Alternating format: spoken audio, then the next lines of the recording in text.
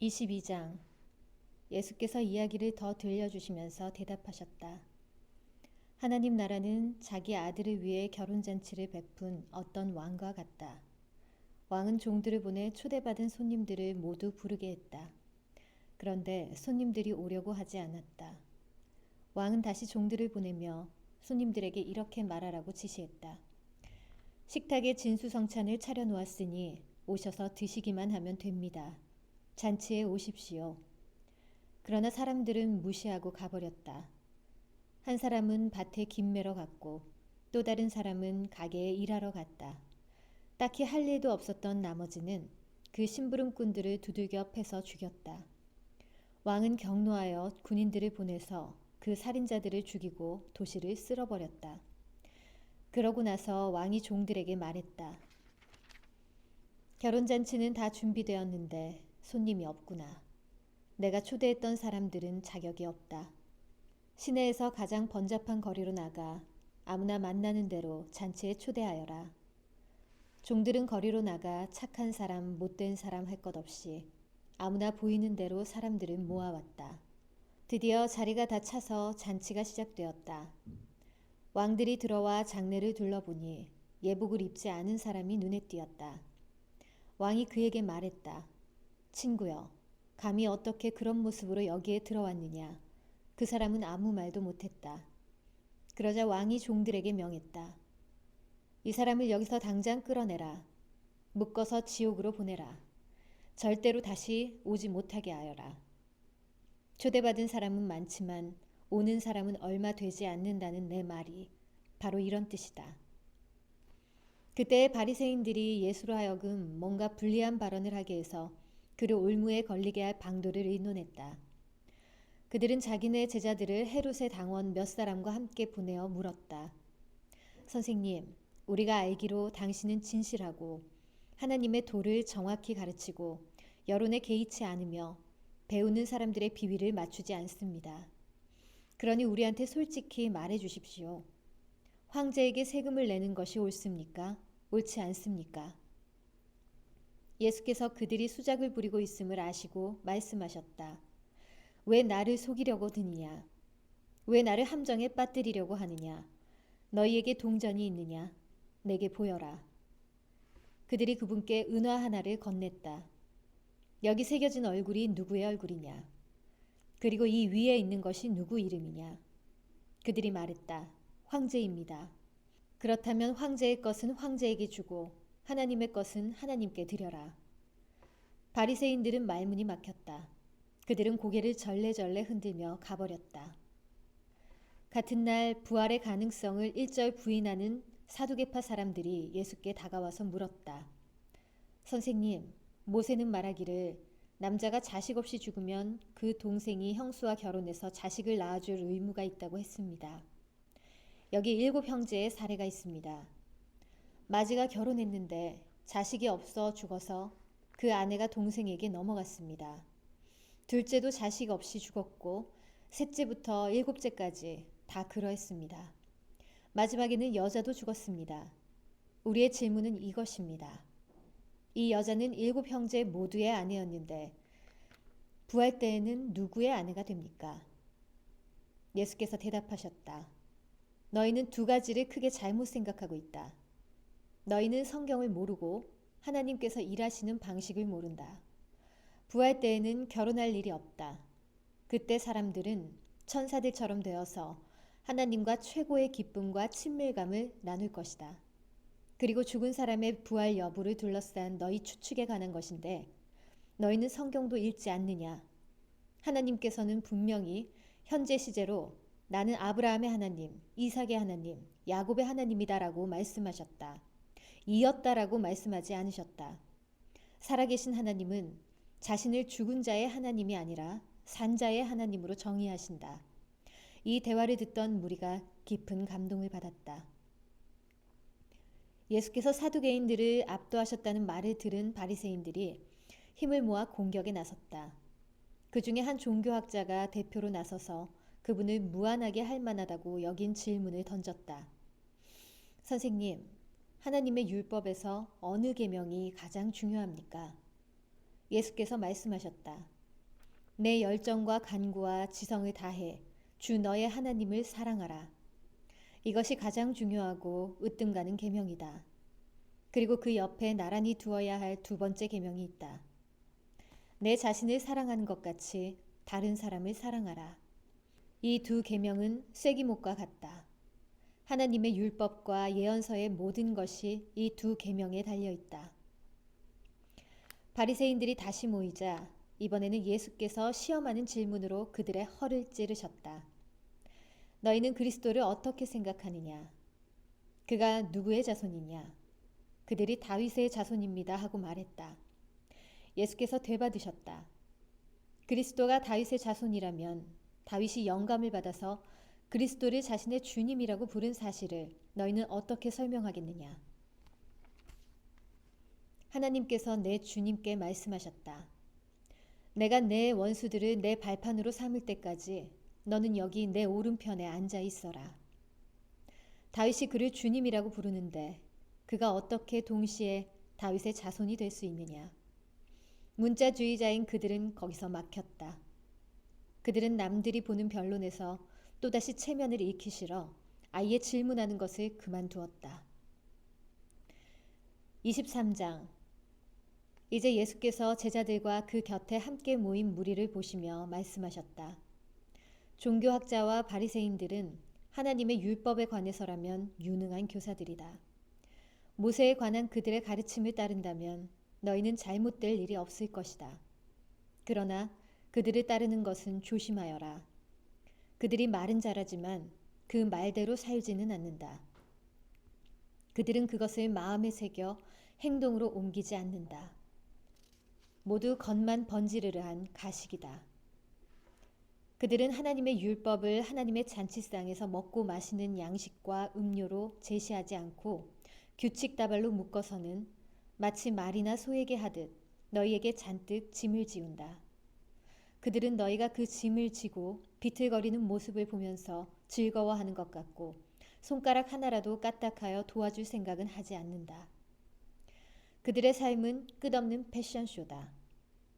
오늘은 수놓은 기도쇼를 두르고 내일은 현란한 기도를 올린다. 그들은 교회 식사 때 상석에 앉고 가장 중요한 자리를 차지하며 사람들의 치켜 세우는 말에 우쭐하면서 명예하기를 받고 박사님과 목사님으로 불리기를 좋아한다. 너희는 사람들에게 그런 대접을 받지 않도록 하여라. 사람들이 너희를 우러러보지 말게 하여라. 너희 모두에게 스승은 한 분이시며 너희는 다 동급생이다. 사람들을 너희 삶의 전문가로 여긴 나머지 그들이 시키는 대로 하지 마라. 그 권위는 하나님의 몫으로 남겨두고 그분이 명하시는 대로 하여라. 어느 누구도 아버지로 불려서는 안 된다. 너희 아버지는 오직 한 분이시며 그분은 하늘에 계신다. 또 사람들의 술책에 넘어가 그들의 지도자가 되지 마라. 너희에게나 그들에게나 인생의 스승은 오직 한 분, 그리스도뿐이시다. 돋보이고 싶으냐? 그러면 내려서서 종이 되어라. 목에 너무 힘을 주면 결국 숨이 턱에 차서 쓰러지고 만다. 그러나 너희가 너희 있는 모습 그대로를 기꺼이 인정하면 너희 삶은 더욱 가치 있게 될 것이다. 나는 이제 너희라면 지긋지긋하다. 너희 종교학자들아, 바리새인들아, 사기꾼들아, 너희는 도무지 구제불능이구나. 너희 삶은 하나님 나라의 길을 막는 장애물이다. 너희도 들어가지 않으면서 다른 누구도 들어가지 못하게 하는구나. 너희 종교학자들아, 바리새인들아, 사기꾼들아, 너희는 도무지 구제불능이구나. 너희는 회심자 하나를 얻으려고 세상을 반바퀴나 돌다가 일단 얻으면 그를 너희 복제품으로 만들어서 갑절로 저주받게 하는구나. 너희는 도무지 구제불능이구나. 얼마나 교만하고 미련하냐. 너희는 새끼손가락 걸고 약속하면 아무것도 아니지만 성경책에 손을 얹고 맹세하면 중요하다고 말한다. 이 무슨 무식한 소리냐. 성경책 가죽이 내 손의 살가죽보다 더 중요하단 말이냐. 또 악수하면서 약속하면 아무것도 아니지만 하나님을 증인 삼아 손을 들면 중요하다는 말 같지도 않은 말은 어떠냐. 이런 하찮은 것이나 따지고 있으니 얼마나 우스우냐. 악수를 하든 손을 들든 무엇이 다르단 말이냐. 약속은 약속이다. 예배당에서 하든 밖에서 하든 무엇이 다르단 말이냐. 약속은 약속이다. 하나님은 언제나 그 자리에 계셔서 너희를 지켜보시며 너희에게 책임을 물으신다. 너희 종교학자들아, 바리새인들아, 사기꾼들아, 너희는 도무지 구제불능이구나. 너희는 꼼꼼히 장부를 적어가며 동전 하나까지 11조를 내지만 하나님 율법의 알맹이인 공평과 긍휼과 헌신과 같은 절대적인 기초는 이래도 그만 저래도 그만 안중에도 없다. 정성스런 장부 정리도 좋다만 기초는 반드시 필요하다. 처음부터 끝까지 다 틀려먹은 인생 이야기를 쓰면서 시시콜콜 맞춤법과 구두점을 따지고 있으니 너희 꼴이 얼마나 우스운지 알기나 하느냐. 너희 종교학자들아, 바리새인들아, 사기꾼들아, 너희는 도무지 구제불능이구나. 너희는 햇빛에 반짝이도록 컵과 그릇의 겉에 광을 내지만 그 속에는 너희의 탐욕과 탐심이 득실거린다. 미련한 바리새인들아, 속을 깨끗이 닦아라. 그래야 반짝이는 것도 의미 있을 것이다. 너희 종교학자들아, 바리새인들아, 사기꾼들아, 너희는 도무지 구제불능이구나. 너희는 잘 가꾼 묘지처럼 잔디도 가지런하고 꽃도 화사하다만 2미터 아래 땅 속에는 온통 썩어가는 뼈와 벌레가 파먹은 살뿐이다. 사람들은 너희를 보며 거룩한 사람인 줄 알지만 속을 들여다보면 너희는 완전히 사기꾼이다. 너희 종교학자들아, 바리새인들아, 사기꾼들아, 너희는 도무지 구제불능이구나. 너희는 예언자들을 위해 화강한 무덤을 쌓고 성인들을 위해 대리석 기념비를 세운다. 그러고는 만일 너희가 너희 조상들의 시대에 살았더라면 손에 피를 묻히지 않았을 것이라고 말한다. 말이 지나치다. 너희도 그 살인자들과 근본이 똑같다. 그래서 죽은 사람들의 수가 날마다 늘어나는 것이다. 뱀들아, 비열한 뱀들아, 너희가 여기서 벗어날 수 있을 것 같으냐? 벌을 받지 않아도 될성 싶으냐? 바로 너희 같은 사람들 때문에 내가 예언자와 지혜로운 길잡이와 학자들을 대대로 보냈건만 너희는 대대로 그들을 업신여기고 폭력배들을 보내 그들을 구박하며 쫓아낸다. 너희가 아무리 발버둥 쳐도 여기서 빠져나갈 수 없다. 선한 사람 아벨의 피에서부터 기도 중에 너희에게 죽임을 당한 바라기아의 아들 사가랴의 피까지 이 땅에 흘린 의로운 피 한 방울 한 방울이 다 너희 책임이다. 내가 너희에게 말한다. 이 모두가 너희에게, 너희 세대에게 돌아갈 것이다.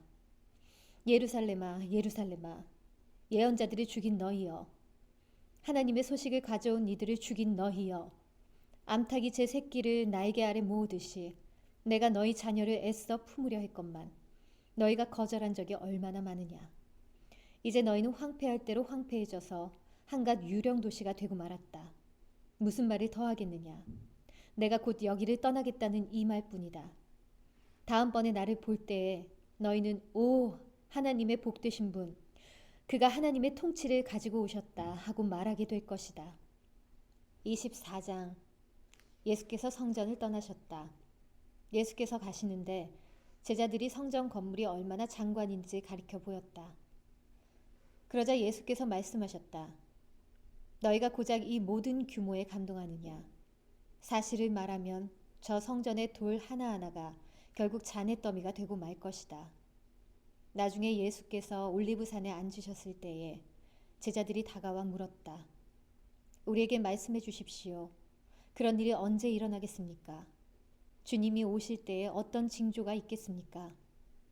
예수께서 말씀하셨다. 사이비 종말론자들을 조심하여라. 많은 지도자들이 정체를 숨기고 나타나서 내가 그리스도다, 메시아다 하고 주장할 것이다.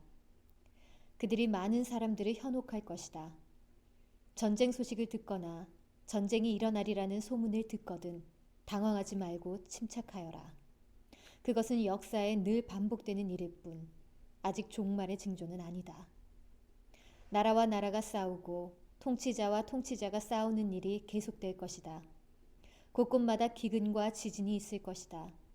그러나 이것은 앞으로 닥칠 일에 비하면 아무것도 아니다. 사람들이 너희를 이리떼에게 던져 죽일 것이며 내 이름을 전한다는 이유로 모두가 너희를 미워할 것이다. 거기다 세상이 살벌해져서 모두가 서로 물고 뜯으며 미워할 것이다.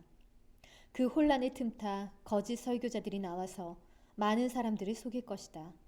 걷잡을 수 없이 퍼져나가는 악이 또 다른 많은 사람들을 파멸에 빠뜨려서 사랑은 간 곳 없고 잿더미만 남을 것이다.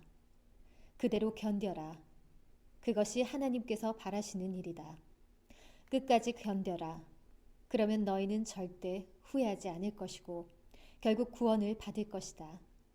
그 모든 시간 동안 복된 소식, 곧 천국의 메시지가 온 세상에 전파되고 나라마다 증인이 파견될 것이다. 그러고 나서야 끝이 올 것이다. 그러나 거룩한 것을 더럽히는 괴물이 성전 성소에 세워진 것을 보거든 얼른 달아나거라. 예언자 다니엘이 그것을 말했다. 너희가 다니엘서를 읽으면 내가 무슨 말을 하는지 알 것이다. 그때 너희가 유대에 살고 있거든 산으로 달아나거라. 마당에서 일하고 있거든 무엇을 가지러 집으로 돌아가지 마라. 밭에 나가 있거든 겉옷을 가지러 돌아가지 마라. 특히 임신부와 젖먹이는 어머니들이 힘들 것이다. 이 일이 겨울이나 안식일에 일어나지 않기를 바라고 기도하여라. 이렇게 큰 환난은 이 세상에 전에도 없었고 앞으로도 없을 것이다. 이 환난의 날들을 갈 때까지 가게 둔다면 아무도 견딜 수 없을 것이다. 그러나 하나님께서 택하신 백성을 위해 환난을 덜어주실 것이다. 누가 너희를 막아서서 메시아가 여기 있다 소리치거나 그분이 저기 있다고 가리켜도 속지 마라. 가짜 메시아와 거짓 설교자들이 곳곳에서 출현할 것이다. 그들은 대단한 이력과 현란한 업적으로 알만한 사람들의 눈까지 속일 것이다. 그러나 내가 너희에게 충분히 경고했다. 그러니 사람들이 말하기를 시골로 달려가자 그분이 오신다 하거나 서둘러 시내로 가자 그분이 오신다고 해도 거들떠보지도 마라. 너희가 보러 간다고 해서 인자의 오심을 볼 수 있는 것이 아니다. 인자는 번개처럼 눈 깜짝할 순간에 너희에게 오신다. 사람들이 때를 지어 모여드는 것을 볼 때마다 너희는 썩어가는 시체 위에 날아와 빙빙 맴도는 독수리를 생각하여라. 그 무리를 끌어모으는 것이 살아계신 인자가 아님을 얼마든지 확신해도 좋다. 그 괴로운 시간들이 지나면 해는 어두워지고 달은 흐려지고 별들은 하늘에서 떨어지고 우주의 세력들은 떨 것이다. 그때에야 인자가 올 것이다. 인자가 오는 것이 온 하늘에 가득하여 보지 못할 사람이 아무도 없을 것이다. 준비되지 못한 온 세상 사람들, 영광과 권능 바깥에 있는 사람들은 하늘에서 빛을 발하는 인자를 보며 크게 통곡할 것이다. 바로 그 순간에 인자는 울려 퍼지는 나팔 소리와 함께 천사들을 보내어 하나님께서 택하신 사람들을 이 끝에서 저 끝까지 사방에서 불러들일 것이다. 무화과 나무에서 교훈을 얻어라. 싹이 나서 초록빛이 살짝만 내비쳐도 너희는 여름이 가까이 다가온 줄 안다. 너희도 마찬가지다. 이 모든 일을 보거든 인자가 문 앞에 온 줄 알아라. 이것은 가볍게 여길 일이 아니다. 내가 지금 하는 말은 어느 훗날의 세대에게만 주는 말이 아니라 너희 모두에게도 주는 말이다. 이런 일들이 다 일어나지 않고서는 이 시대가 끝나지 않는다. 하늘과 땅은 닳아 없어져도 내 말은 닳아 없어지지 않을 것이다. 그렇다면 정확한 날짜와 시간은 언제인가? 그것은 아무도 모른다. 하늘의 천사들도 모르고 아들인 나도 모른다. 오직 아버지만 아신다. 인자가 오는 것도 노아의 때와 같을 것이다. 대홍수 전에 노아가 방주에 오르던 그날까지도 사람들은 모두 평소처럼 지내며 시시덕거리고 즐겼다. 홍수가 나서 모든 것을 쓸어버릴 때까지 그들은 아무것도 몰랐다. 인자가 오는 것도 그와 같을 것이다. 두 남자가 밭에서 일하는데 한 사람은 데려가고 다른 한 사람은 남겨질 것이다. 두 여자가 맷돌을 갈고 있는데 한 사람은 데려가고 다른 한 사람은 남겨질 것이다. 그러니 정신 차리고 깨어 있어라. 너희 주님께서 어느 날에 오실지 모른다. 그러나 너희는 반드시 알아두어라. 만일 집주인이 밤 몇 시에 도둑이 들지 미리 알았다면 개들을 데리고 있다가 침입을 막았을 것이다. 너희도 그렇게 대비하고 있어라. 인자가 언제 나타날지 너희는 모른다. 주방을 책임질 자격을 갖춘 사람이 누구냐? 날마다 제때에 일꾼들에게 음식을 내는 주인이 믿을 만한 사람이다. 주인이 불시에 들이닥쳐도 늘 제 본분을 다하고 있는 사람이다. 내가 너희에게 말한다. 그런 사람은 하나님께 복받은 사람이다. 머자나 주인이 온 집안을 그 사람에게 맡길 것이다. 그러나 그 사람이 자기밖에 모른 채 주인이 나가자마자 제멋대로 하고 일꾼들을 학대하고 친구들을 데려다가 술판을 벌인다면 생각지도 못한 때에 주인이 나타나서 그를 엄벌에 처할 것이다. 그는 결국 위선자들과 함께 쓰레기 더미에 나앉아 바깥 추운 데서 떨며 이를 덜덜거릴 것이다. 25장. 하나님 나라는 등잔을 들고 신랑을 맞으러 나간 10처녀와 같다. 5은 미련하고 5은 똑똑했다. 미련한 처녀들은 여분의 기름 없이 등잔만 가져갔다. 똑똑한 처녀들은 등잔에 넣을 기름을 병에 담아 가져갔다. 예정된 시간에 신랑이 오지 않자 그들은 모두 잠이 들었다. 한밤중에 누군가 소리쳤다. 그가 왔다. 신랑이 왔다. 나가서 그를 맞아라. 10처녀는 일어나 등잔을 준비했다. 미련한 처녀들이 똑똑한 처녀들에게 말했다. 우리 등잔이 꺼지려고 하니 기름을 좀 빌려다오. 똑똑한 처녀들이 대답했다. 다 같이 쓰기에는 부족할 것 같으니 가서 사거라. 미련한 처녀들이 기름을 사러 나갔다. 그런데 그 사이에 신랑이 온 것이다. 신랑을 맞으려고 그곳에 있던 사람들은 모두 결혼잔치에 들어갔고 문이 잠겼다. 한참 후에 미련한 처녀들이 와서 문을 두드리며 말했다. 주님, 우리가 왔습니다. 들여보내 주십시오. 그가 대답했다. 너희가 나를 아느냐? 나는 너희를 모른다. 그러니 깨어 있어라. 그가 언제 올지 모른다. 천국은 또 장시간 여행을 떠나는 어떤 사람과 같다. 그는 종들을 한데 불러서 책임을 맡겼다. 그는 각자의 능력에 따라 한 종에게는 5천만 원을, 다른 종에게는 2천만 원을, 세 번째 종에게는 1,000만 원을 주고 떠났다. 첫 번째 종은 즉시 가서 일하여 주인의 투자금을 2배로 늘렸다. 두 번째 종도 똑같이 했다.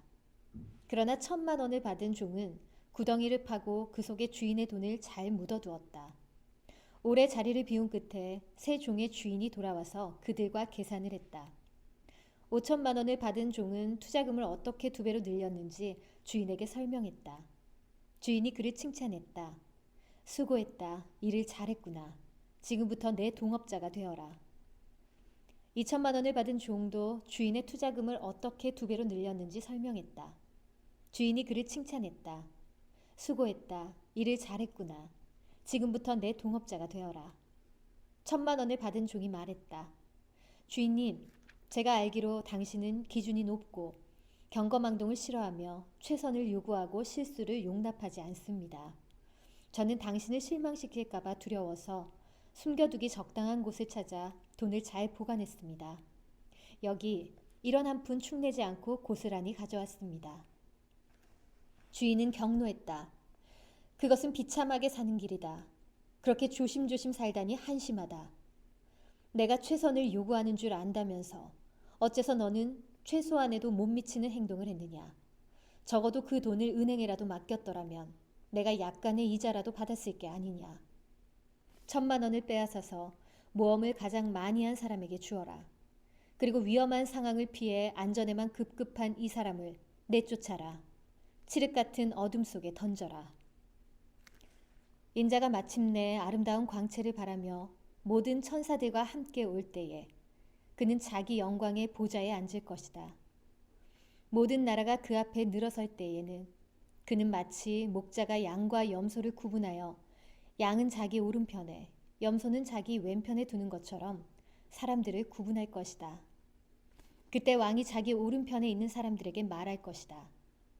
내 아버지께 복받은 사람들아, 들어오너라. 이 나라에서 너희가 받을 것을 받아라. 창세 이후로 너희를 위해 준비된 것이다.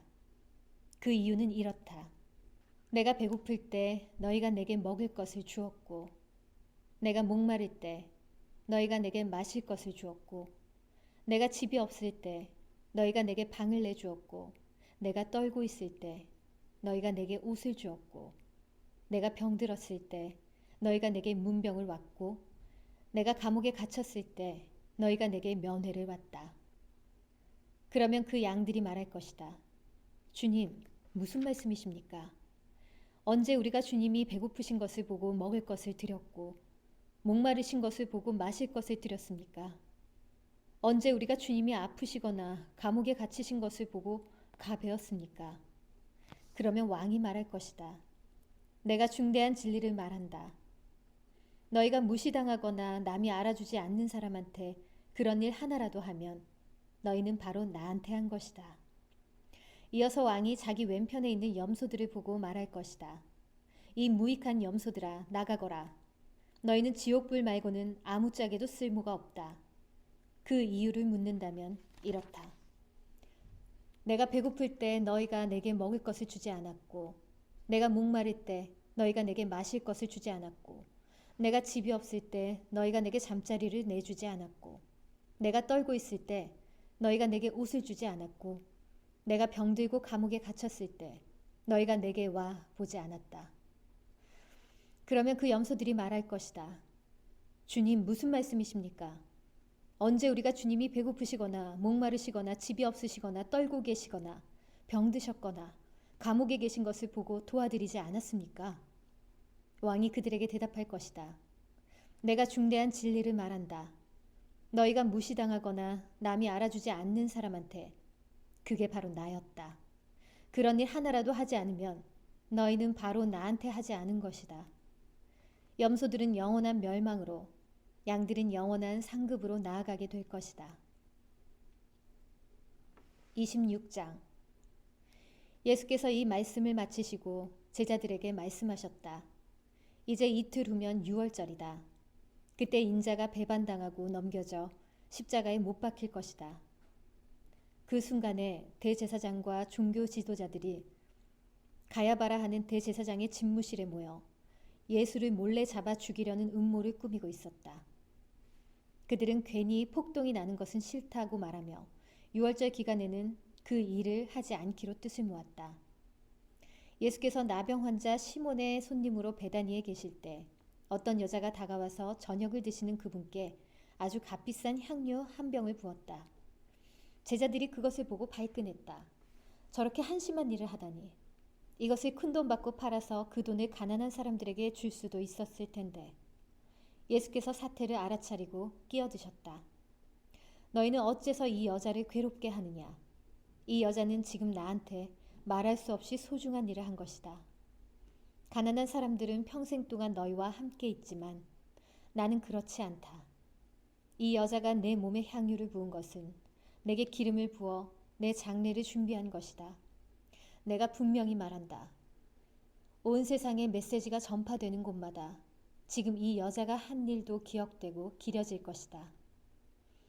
그때 12제자 가운데 하나인 가룟 유다라는 자가 대제사장 무리에게 가서 말했다.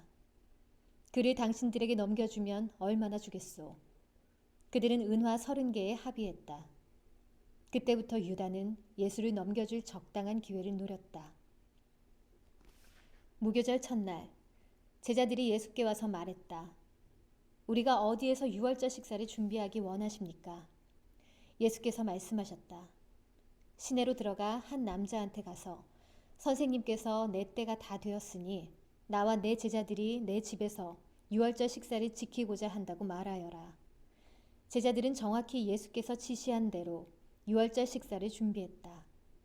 해가 진 후에 예수와 12제자가 식탁에 둘러앉았다. 식사 중에 예수께서 말씀하셨다. 괴롭지만 너희에게 중요한 말을 해야겠다. 너희 가운데 한 사람이 음모를 꾸미는 세력에게 나를 넘겨줄 것이다. 그들이 소스라치게 놀라서 한 사람씩 돌아가며 묻기 시작했다. 저는 아니겠지요, 주님. 예수께서 대답하셨다. 나를 넘겨줄 사람은 날마다 나와 함께 먹는 사람이고 식탁에서 내게 음식을 건네주는 사람이다. 인자가 배반당한 것이 성경에 기록되었으니 이것이 전혀 뜻밖의 일은 아니다. 그러나 인자를 배반하여 넘겨줄 그 사람은 이 일을 하느니 차라리 태어나지 않았으면 좋았을 것이다. 그때 이미 배반자로 돌아선 유다가 말했다. 라삐님, 저는 아니겠지요. 예수께서 말씀하셨다. 유다야, 나를 속일 생각은 마라. 식사 중에 예수께서 빵을 들어 축복하시고 떼어서 제자들에게 주셨다. 받아서 먹어라. 이것은 내 몸이다. 또 잔을 들어 하나님께 감사하신 후에 그들에게 주셨다. 너희 모두 이것을 마셔라. 이것은 내 피다. 죄를 용서하려고 많은 사람들을 위해 붓는 하나님의 새 언약이다. 내 아버지의 나라에서 너희와 함께 마실 새날까지 내가 이 잔으로 다시는 포도주를 마시지 않을 것이다. 그들은 찬송을 부르고 곧장 올리브산으로 갔다. 그때 예수께서 제자들에게 말씀하셨다. 이 밤이 다하기 전에 내게 벌어지는 일 때문에 너희가 넘어지고 말 것이다. 성경은 이렇게 말한다. 내가 목자를 치리니 양들이 허둥지둥 흩어질 것이다. 그러나 내가 살아난 뒤에는 너희 목자인 내가 너희보다 먼저 앞장서 갈릴리로 갈 것이다. 베드로가 불쑥 끼어들었다. 주님 때문에 다른 사람들이 다 넘어진다 해도 저는 그렇지 않겠습니다. 예수께서 말씀하셨다. 너무 자신하지 마라. 바로 오늘 밤 수탉이 새벽을 알리기 전에 내가 나를 3번 부인할 것이다. 베드로가 우겼다. 주님과 함께 죽는 한이 있어도 절대로 주님을 부인하지 않겠습니다. 다른 제자들도 모두 똑같이 말했다. 그러고 나서 예수께서 그들과 함께 겟세마네라는 동산으로 가서 제자들에게 말씀하셨다. 내가 저기 가서 기도하는 동안에 너희는 여기 있어라. 베드로와 세베대의 2 아들을 데리고 가시면서 예수께서는 심히 괴로워 슬픔에 잠겼다. 예수께서 말씀하셨다. 이 슬픔이 내 생명을 꺾어버리는구나. 여기서 나와 함께 깨어 있어라. 예수께서 조금 더 나아가 얼굴을 땅에 대고 기도하셨다. 내 아버지, 다른 길이 있거든 나를 여기서 벗어나게 해주십시오. 그러나 내가 원하는 대로 하지 마시고 아버지께서 원하시는 대로 행하십시오. 아버지, 아버지께서 원하시는 것이 무엇입니까? 예수께서 돌아와 보니 제자들이 곤히 잠들어 있었다. 예수께서 베드로에게 말씀하셨다. 단 1시간도 나와 함께 견딜 수 없더냐. 깨어 있어라. 위험에 처한 줄도 모른 채 유혹에 빠지는 일이 없도록 기도하여라. 너는 하나님 안에서 무엇이든 열심히 할 각오가 되어 있다만 한편으로는 난로가에 잠든 늙은 개처럼 나른하구나. 예수께서 2번째로 그들을 떠나서 다시 기도하셨다. 내 아버지, 이 잔을 마지막 한 방울까지 마시는 것 외에 다른 길이 없다면 나는 각오가 되어 있습니다. 아버지 방법대로 하십시오. 예수께서 돌아와 보니 이번에도 제자들이 곤히 잠들어 있었다. 도저히 눈이 떠지지 않았던 것이다. 예수께서 이번에는 그들을 자도록 두시고 3번째로 가서 기도하시되 똑같은 말씀으로 마지막으로 한 번 더 기도하셨다. 예수께서 돌아와 말씀하셨다. 밤새도록 자려느냐. 내 때가 되었다. 인자가 죄인들의 손에 넘어간다. 일어나거라. 가자. 나를 배반할 자가 왔다. 예수의 입에서 그 말이 채 떨어지기가 무섭게 12제자 가운데 하나인 유다가 나타났다. 그 곁에는 대제사장과 종교 지도자들이 보낸 무리가 칼과 몽둥이를 들고 함께 서 있었다. 배반자는 그들과 함께 암호를 짜두었다. 내가 입맞추는 사람이 바로 그 자니 그를 잡으시오. 그는 곧장 예수께 가서 라삐님 안녕하십니까 하고 인사하며 그분께 입을 맞추었다. 예수께서 말씀하셨다. 친구여, 이 무슨 짓이냐. 그러자 무리가 달려들어 그분을 붙잡아 거칠게 다루었다. 예수와 함께 있던 사람들 가운데 하나가 칼을 뽑아 휘둘러서 대제사장의 종의 귀를 잘라버렸다. 예수께서 말씀하셨다. 그 칼을 도로 꽂아라. 칼을 쓰는 자는 다 칼로 망하는 법이다. 내가 당장이라도 내 아버지께 청하여서 전투태세를 갖춘 천사 12중대를 여기로 오게 할 수 있다는 것을 너희는 모르느냐. 하지만 내가 그렇게 하면 이런 일이 일어나야 한다고 한 성경 말씀이 어떻게 이루어지겠느냐. 그런 다음 예수께서 무리에게 말씀하셨다. 내가 위험한 범죄자라도 되는 것처럼 칼과 몽둥이로 나를 잡으러 오다니 이게 무슨 짓이냐. 내가 날마다 성전에 앉아서 가르쳤지만 너희는 내게 손 하나 대지 않았다. 너희가 이렇게 한 것은 예언자의 글을 확증하고 성취하기 위해서다. 그때 제자들이 모두 황급히 달아났다. 예수를 잡은 무리가 그분을 대제사장 가야바 앞으로 끌고 갔다. 거기에 종교학자와 지도자들이 모여 있었다. 그들이 대제사장의 안뜰에 이를 때까지 베드로는 안전한 거리를 두고 뒤따라갔다. 그는 하인들 틈에 슬며시 섞여서 일이 어떻게 되는지 지켜보았다. 대제사장들은 예수께 사형을 선고하기 위해 유대의회와 공모에 그분을 고발할 죄목을 꾸며내려고 했다. 그러나 많은 사람들이 나서서 줄줄이 거짓 증언을 내놓는데도 믿을 만한 것이 하나도 없었다. 마침내 두 사람이 나와서 이렇게 고발했다. 그는 내가 하나님의 성전을 헐고 사흘 만에 다시 지을 수 있다고 했습니다. 대제사장이 일어서서 말했다. 이 증언에 대해 너는 뭐라고 말하겠느냐. 예수께서 침묵하셨다. 그러자 대제사장이 말했다. 내가 살아계신 하나님의 권세로 너에게 명한다. 내가 하나님의 아들, 메시아인지 말하여라. 예수께서 짧게 말씀하셨다. 내가 그렇게 말했다. 그러나 그것이 전부가 아니다. 조만간 네 눈으로 직접 보게 될 것이다. 전능하신 분의 오른편에 앉은 인자가 하늘 구름을 타고 올 것이다. 그 말에 대제사장이 흥분해서 자기 옷을 찢으며 소리쳤다. 이 자가 하나님을 모독했소. 그를 고발할 증인이 무슨 필요가 있겠소. 그가 하나님을 모독하는 것을 여러분이 다 들었소. 여러분은 이 신성 모독을 그냥 두고 볼 셈이요. 그들이 일제히 말했다. 사형입니다. 그 정도라면 사형 선고가 마땅합니다. 그러자 사람들이 예수의 얼굴에 침을 뱉고 그분을 주먹으로 쳤다. 그들은 그분을 때리면서 조롱했다. 예언해봐라 메시아야. 이번에 너를 친 사람이 누구냐. 그동안 베드로는 안뜰에 앉아 있었다. 한 여종이 그에게 다가와서 말했다. 당신도 갈릴리 사람 예수와 함께 있지 않았나요? 그곳에 있는 모든 사람 앞에서 베드로는 부인했다. 당신이 무슨 말을 하는지 모르겠소. 그가 문 쪽으로 가니 또 다른 사람이 옆에 있는 사람들에게 말했다. 이 사람도 나사렛 예수와 함께 있었소. 베드로는 다시 한번 부인하며 맹세까지 더했다. 맹세하지만 나는 그 사람을 본 적도 없소.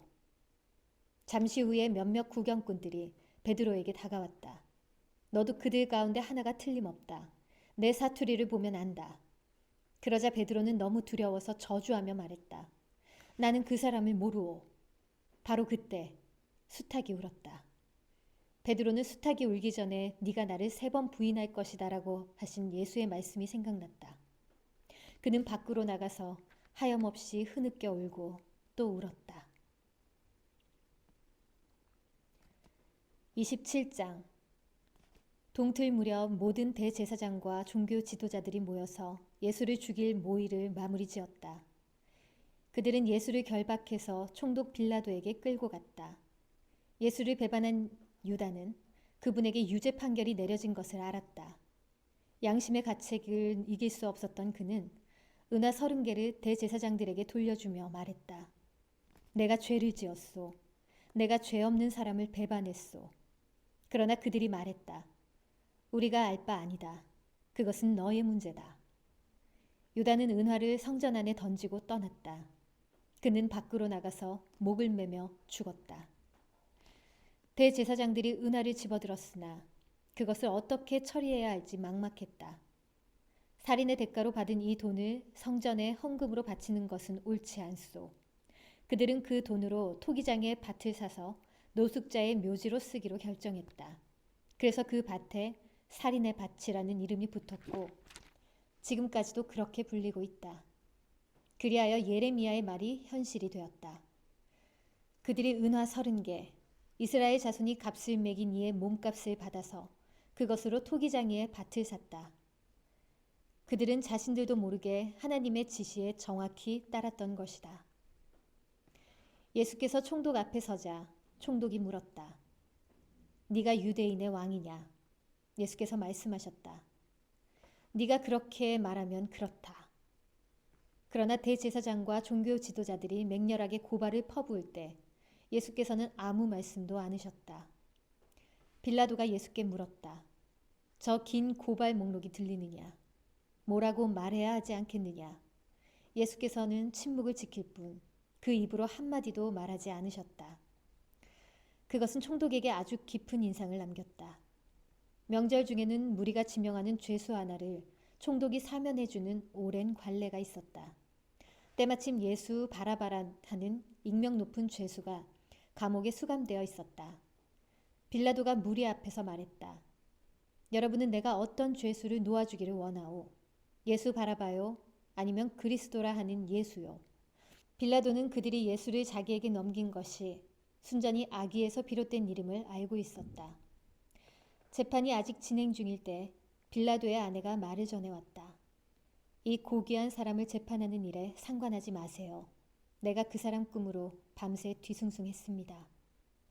한편 대제사장과 종교 지도자들은 무리를 부추겨 바라바의 사면과 예수의 처형을 요구했다. 총독이 물었다. 여러분은 내가 두 사람 가운데서 누구를 놓아주기를 원하오? 그들이 말했다. 바라바요. 그럼 그리스도라 하는 예수는 내가 어떻게 하면 되겠소? 일제히 소리쳤다. 십자가에 못 박으시오. 그가 따졌다. 무슨 죄목 때문이오? 그러나 그들은 더 크게 소리쳤다. 십자가에 못 박으시오. 빌라도는 아무 성과도 없이 자칫 폭동이 나려는 것을 보고 대야에 물을 가져다가 무리가 다 보는 앞에서 손을 씻으며 말했다. 나는 이 사람의 죽음에 대한 책임에서 손을 떼겠소. 지금부터는 여러분의 소관이오. 여러분이 재판관이고 배심원이오. 무리가 대답했다. 우리가 책임지겠소. 우리 자손들이 책임지겠소. 빌라도는 바라바를 사면해 주었다. 그러나 예수는 채찍질한 뒤에 십자가에 못 박도록 넘겨주었다. 총독 수하의 병사들이 예수를 총독 관저로 데리고 들어가서 부대 전체를 모아놓고 히히덕거렸다. 그들은 예수의 옷을 벗기고 빨간색 긴 겉옷을 입혔다. 그리고 가시나무로 엮은 왕관을 그분 머리에 씌웠다. 그들은 그분의 권위를 인정한답시고 오른손에 홀처럼 막대기를 쥐어주었다. 그러고는 그분 앞에 무릎을 꿇고서 예를 갖추는 신용을 하며 조롱했다. 유대인의 왕 만세. 그들이 말했다. 만세. 또 그들은 예수께 침을 뱉고 막대기로 그분의 머리를 때렸다. 실컷 즐기고 나서 그들은 겉옷을 벗기고 다시 그분의 옷을 입혔다. 그런 다음 십자가에 못 박으려고 끌고 나갔다. 가는 길에 그들은 시몬이라는 구레네 사람을 만나 그에게 예수의 십자가를 지게 했다. 해골 언덕이라 하는 골고다에 이르자 그들은 포도주와 몰약을 섞어서 만든 가벼운 진통제를 예수께 주었다. 그러나 예수께서 맛보시고는 마시려 하지 않으셨다. 병사들은 예수를 십자가에 못 박고서 그분이 죽기를 기다리는 동안 그분의 옷가지를 나눠 가지려고 주사위를 던지며 시간을 보냈다. 그분의 머리 위에는 이 사람은 유대인의 왕 예수다 라고 쓴 팻말이 붙어 있었다. 예수와 함께 죄수 두 사람도 십자가에 달렸는데 하나는 그분 오른쪽에 다른 하나는 왼쪽에 달렸다. 길을 가던 사람들은 슬픈 척 고개를 저으며 예수를 조롱했다. 성전을 헐고 사흘 만에 다시 짓겠다고 으스대던 네가 아니냐. 그러니 실력을 보여봐라. 네 자신을 구원해보라고. 네가 정말 하나님의 아들이면 그 십자가에서 내려와 봐라. 바로 그 자리에서 대제사장들도 종교학자들과 지도자와 나머지 사람들과 어울려 신나게 그분을 비웃었다. 그가 다른 사람은 구원하더니 자기는 구원하지 못하는군. 이스라엘의 왕이라고? 그럼 그 십자가에서 내려와 보시지.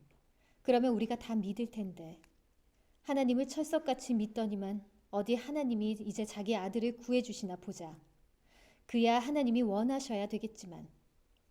이자는 자칭 하나님의 아들이 아니었나? 예수와 함께 십자가에 못 박힌 두 죄수까지도 조롱에 가세했다.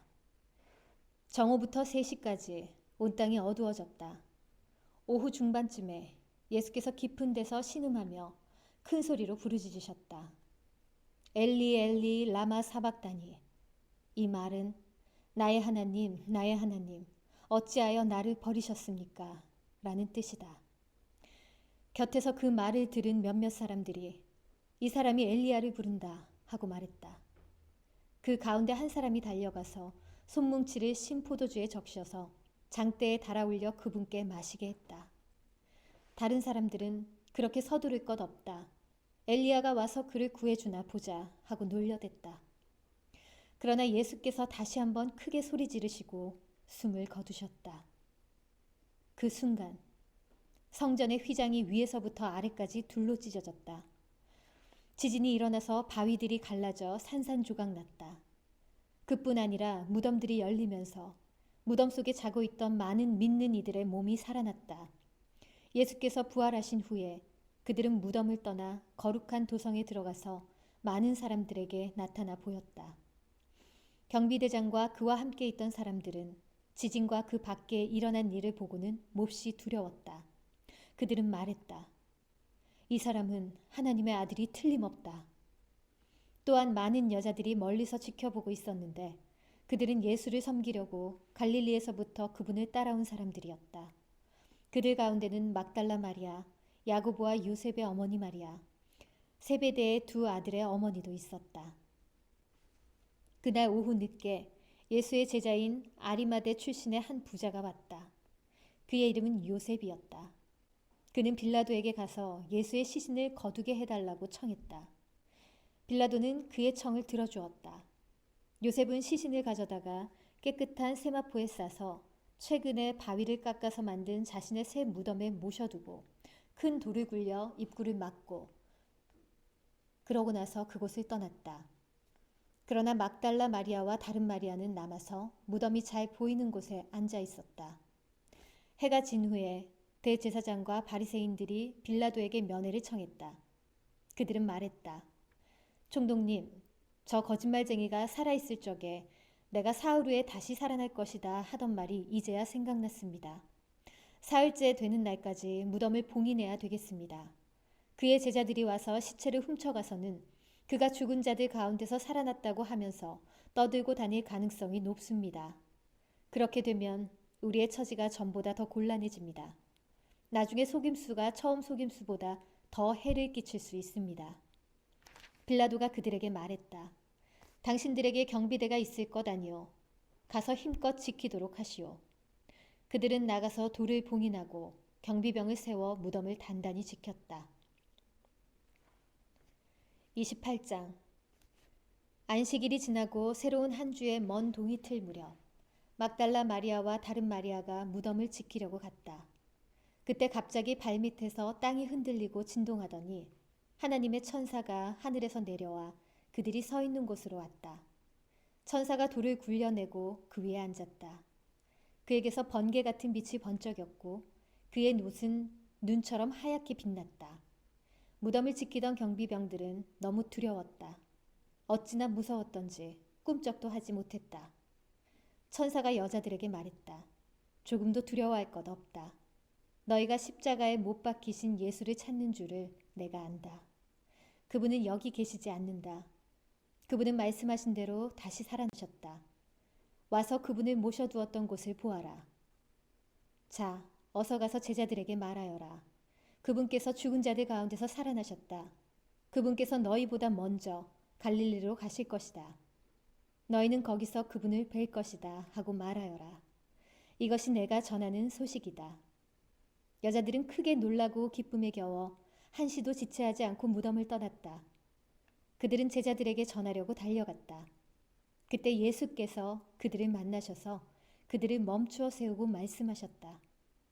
잘 있었느냐? 여자들은 무릎을 꿇고 그분의 발을 붙잡고 경배했다. 예수께서 말씀하셨다. 너희가 있는 힘을 다해 나를 붙잡고 있구나. 그렇게 무서워하지 마라. 가서 내 형제들에게 갈릴리로 가라고 하여라. 거기서 내가 그들을 만나겠다고 전하여라.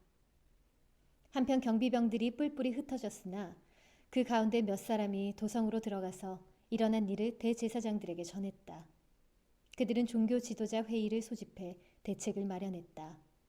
그들은 거액의 돈을 병사들에게 주면서 밤에 그의 제자들이 와서 우리가 잠든 사이에 시체를 훔쳐갔다고 말하도록 매수했다. 그러고는 너희가 근무 중에 잤다는 말이 혹시 총독에게 들어가더라도 우리가 문책을 면하게 해주겠다며 그들을 안심시켰다. 병사들은 뇌물을 받고서 그들이 시킨 대로 했다. 유대 최고 의회에서 날조해낸 이야기가 지금까지도 나돌고 있다. 한편 갈릴리로 떠난 11제자는 예수께서 다시 만날 장소로 정해주신 산으로 향했다. 예수를 뵙는 순간에 그들은 그분께 경배했다. 그러나 경배하기를 망설이며 그분께 자신의 인생을 완전히 걸어야 할지 확신하지 못하는 사람들도 있었다. 이에 아랑곳하지 않고 예수께서 곧바로 이렇게 지시하셨다. 하나님께서 내게 주신 권세와 명령으로 너희에게 이 일을 맡긴다. 너희는 세상으로 두루 나가서 만나는 모든 사람마다 이 생명의 길로 훈련시키고 아버지와 아들과 성령의 이름으로 그들에게 세례를 주어 표를 삼아라. 그리고 내가 너희에게 명령한 모든 것을 삶으로 살아가도록 가르쳐라. 너희가 이 일을 하는 동안에 이 시대가 끝날 때까지 날마다 하루도 빠짐없이 내가 너희와 함께 있을 것이다.